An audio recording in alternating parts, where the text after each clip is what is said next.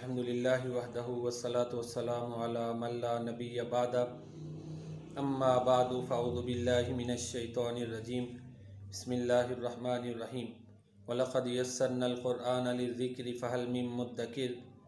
اور یقیناً ہم نے قرآن کریم کو نصیحت کے لیے آسان کر دیا ہے، تو کوئی ہے نصیحت حاصل کرنے والا؟ محترم ناظرین کرام، 22ویں پارے کے خلاصے کے ساتھ آپ کی خدمت میں حاضر ہوں۔ 22ویں پارے کو ہم 4 حصوں میں تقسیم کر سکتے ہیں صورتوں کے لحاظ سے۔ پہلے حصے میں سورہ احزاب کا بقیہ حصہ شامل ہے، پھر سورہ سبا مکمل ہے، سورہ فاطر ہے، سورہ یاسین کے ابتدائی 2 رکوع جو ہیں وہ 22ویں پارے میں شامل ہیں۔ سورہ احزاب کا جو بقیہ حصہ ہے، اس میں ازواج مطہرات کو جو ہے نا وہ 7 احکام دیے گئے ہیں۔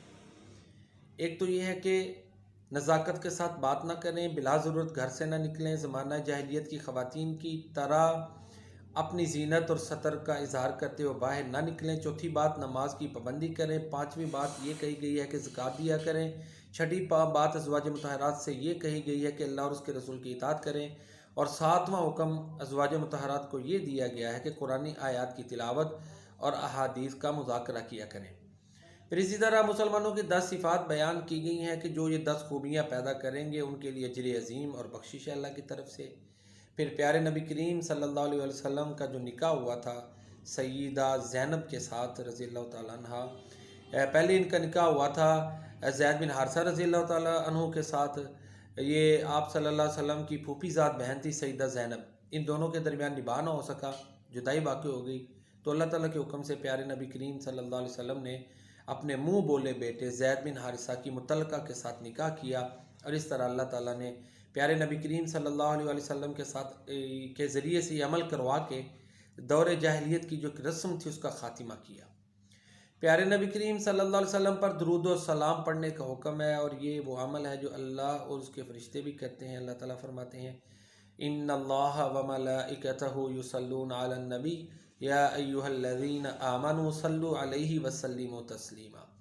سورہ سبا ہے محترم ناظرین کرام۔ سورہ سبا میں جو ہے نا وہ بنیادی طور پر حضرت داؤد اور سلیمان علیہ السلام کا قصہ بیان ہوا ہے، اہل سبا کا غرور و تکبر بیان ہوا ہے۔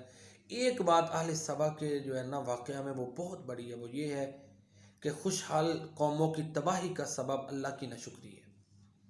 انہیں اللہ تعالیٰ نے بڑی نعمتیں دیں، باغات تھے، اسی طرح پانی کا انتظام تھا، پھر جیسے کوریڈورز ہوتے ہیں ہمارے ادھر جو ہے نا وہ کہہ لیں کہ جیسے اب اس کا دبئی وغیرہ کا جو ہے نا وہ بارڈرز ہیں اور ان کے وہ جو ہے نا سی پورٹس ہیں، اس طرح کے سی پورٹس بھی ان کے پاس تھے، بڑی سہولتیں تھیں، لیکن جب انہوں نے اللہ کی ناشکری کی نا تو ان کی خوشحالی تباہی میں بدل گئی، ڈیمز ٹوٹ گئے، پھر وہاں پر خس و خشاک خود جو اگتے ہیں وہ ہو گئے، اور لوگ جانیں بچا کے وہاں سے چلے گئے۔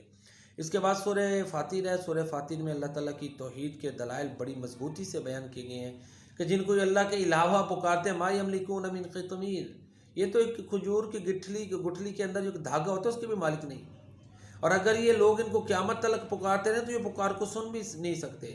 ان تدعوهم لا يسمعوا دعاءكم ولو سمعوا ما استجابوا لكم يوم القيامة يكفرون بشرككم ولا ينبئك مثل خبير۔